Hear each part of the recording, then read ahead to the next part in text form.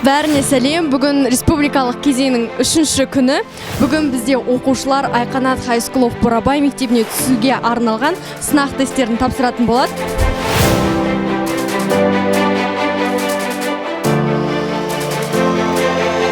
Қазір бізде емтихан бастап кетті. Тыныштық сақтаймыз. Сегодняшний тест нацелен на то, чтобы определить 100 детей, которые поступят в нашу школу Айканат High School of Бурабай. Тест состоит из 3 частей. Это математическое мышление, критическое мышление и пространственное мышление.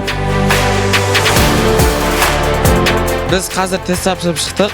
Барлығына сәттілік тілеймін. Было сложно, я очень сильно волновалась. Қалай болады, өтсем бе деген ойымда көптеген сан түрлі сұрақтар болды. Басында өте қатты уайымдадық. Облыстық координаторларым үшін тренингтер өтуде қалай болып жатыр? Тренингтер өте жақсы өтуде. Негізгі біздің өзіміздің жасап жатқан жұмысымызға қажетті ақпараттар алып жатырмыз.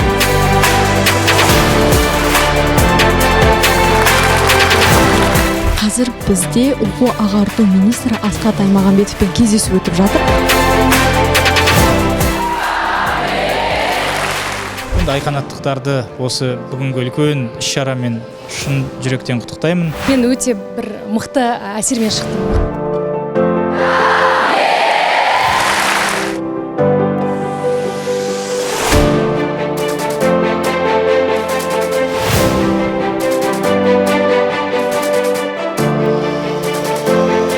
Финалистеріміз қазір бином мектебіне экскурсия келді.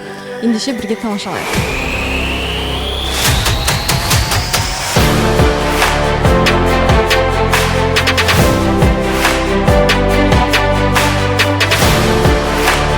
Финалистеріміз сонымен қатар экспоға келді. Бірге көрейік.